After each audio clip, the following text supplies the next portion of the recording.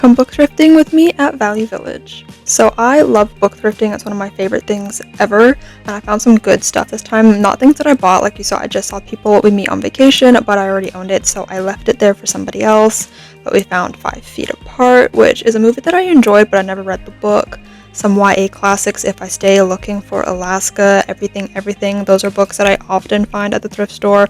Then I found She Drives Me Crazy by Kelly Quinlan, without a dust jacket though, but that's one of my most recent reads and I really enjoyed it. The Flat Share, which I think I've heard of. There were 2 copies of Evelyn Hugo right next to each other, but I do own it, so I left it. Counting Down With You by Tasha Bouillon, one of my favorite books of all time. I was so excited to see it there, but it was damaged, and I also own it, so I don't know why I was getting so excited. There were so many copies of 50 Shades of Grey, it was actually absurd. There were so many. And then A Storied Life of A.J. Fikry, I'm not gonna lie, I was really tempted to buy that. It's one of my favorite books, but I left it.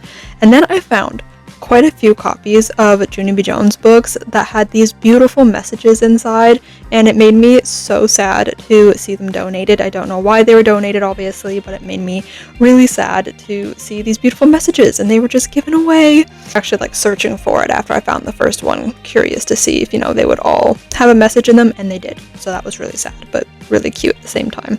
Then we have Malibu Rising by Taylor Jenkins Reid, which I also own, so I left it behind, but exciting to see nonetheless. Some more YA classics, like a really battered up copy of Divergent. That was insane. And then Wonder by R.J. Palacio, which is my favorite book of all time. Some more YA classics, I'll Give You the Sun, I See Paper Towns There, Where She Went, One of Us is Lying. Then the first book that I actually picked up was Fat Chance Charlie of Vega. I've seen this book a couple of times since it came out, and I'm really excited about it.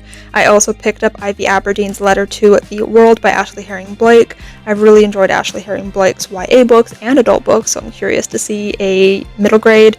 And then obviously the Shadowhunter books, you always see those, Addie LaRue. So overall, a pretty successful thrift trip.